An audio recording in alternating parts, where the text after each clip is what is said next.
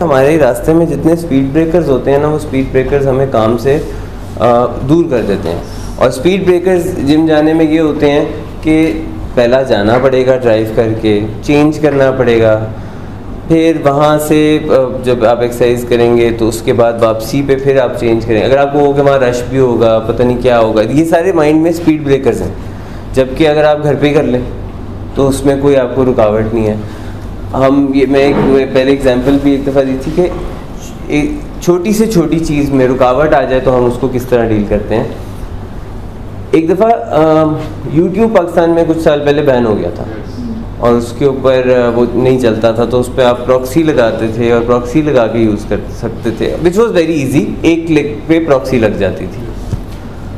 पर YouTube का use Pakistan में ड्रास्टिकली कम हो गया उस एक क्लिक के जो है वो बीच में स्पीड ब्रेकर होने से, उस एक हर्डल से वो ड्रास्टिकली नीचे आ गया। जिस दिन वो ख़त्म हो गया बैन और लोग वापस उसी तरह से उस यूजेज पे वापस चले गए। बहुत सारी चीज़ें सिर्फ एक आधा क्लिक दूर होती हैं। इसलिए मैंने पहले भी बात की थी कि मैंने अपनी जिम को घर के और ऑफिस के रास्ते में रखा हुआ है, ताकि कम से कम मेरा ये वाला तो माइंड में ना आए ना कि मुझे कहीं जाना है, मेरे रास्ते में आता है। इट हेल्प्स, रास्ते में आना हेल्प्स। और जब हम किसी को गाइड करते हैं, किसी ने सिगरेट से दूर रहना है तो उसको हम गाइड करते हैं कि उस रास्ते से ना गुजरो जिस रास्ते से ख़रीदते थे, तो दैट वुड हेल्प। अच्छा, रहा सवाल पेरेंट्स का और पेरेंटिंग का। तो पेरेंटिंग एक अब आप किसी 10 साल के बच्चे से वाइजनेस एक्सपेक्ट नहीं कर सकते जब तक पेरेंट्स ने पूरी एजुकेशन जो यूनिवर्सिटी स्कूल वाली हो या घर वाली हो या मॉरल्स की हो या सारी हो, जब तक मिल नहीं गई तब तक तो कोई ना कोई एरर लोग करते रहते हैं। बचपन से ही तो nobody is born that wise कि उसके मॉरल्स इतने परफेक्ट हों। वो एक अलग बात है कि पेरेंट्स मॉरल्स किस तरह से सिखाएं, किस तरह से उनको गाइड करें, किस तरह से प्रेसिडेंट सेट करें। लेकिन दूसरी बात यह है कि मैं इससे भी कह रहा हूँ कि अपने ऊपर रिस्पॉन्सिबिलिटी ले लें अपने एक्शन की।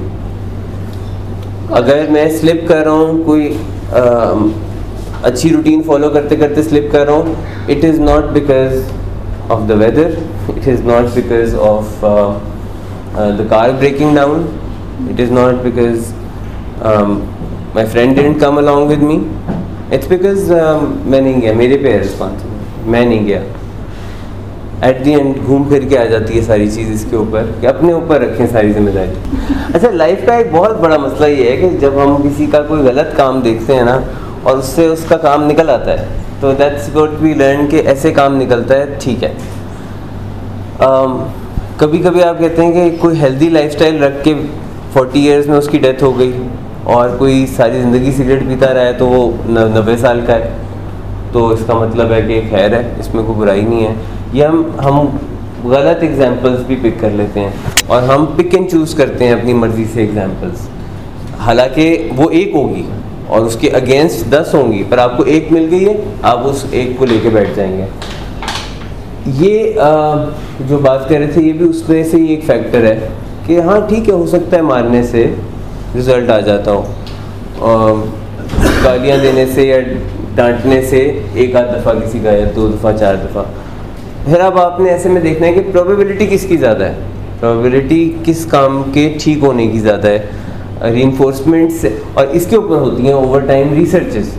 जब रिसर्चेस हैं और रिसर्च में आपको स्टैट्स सजेस्ट करते हैं कि रीइंफोर्समेंट पॉजिटिव या नेगेटिव पनिशमेंट से बेहतर एक्ट करती है, तो फिर आपकी फर्स्ट प्रेफरेंस पे हमेशा रीइंफोर्समेंट्स रहनी चाहिए। पॉजिटिव रीइंफोर्समेंट क्या है कि किसी ने कोई अच्छा काम किया तो मैं उसको कुछ रिवॉर्ड करूं, और नेगेटिव रीइंफोर्समेंट क्या है, take away the reward. Take away the reward. और उसके लिए रिवॉर्ड्स का होना भी ज़रूरी है, ज़ाहिर है कुछ होएगा ही नहीं तो मैं निकालूंगा क्या, तो फिर तो मेरे पास सिर्फ पनिशमेंट की ऑप्शन रह जाएगी। And punishment like I said works less than reinforcement. ऐसा नहीं आप कहते कि नहीं ये तो काम ही नहीं करते। कई दफ़ा लोग कहेंगे हमारे बड़ों ने तो हमें बहुत मारा हुआ है और उसी वजह से हम सही हैं। ज़रूरी नहीं है आप उसी वजह से सही हैं। एक्सक्यूज़ेस की बजाय हमें रिजल्ट्स पे फोकस करना है, और एक्सक्यूज़ेस हम बार बार मैं कहता हूँ कॉमनली बनाते हैं और उससे फेमिलियर हो जाते हैं तो उसका प्रॉब्लम है।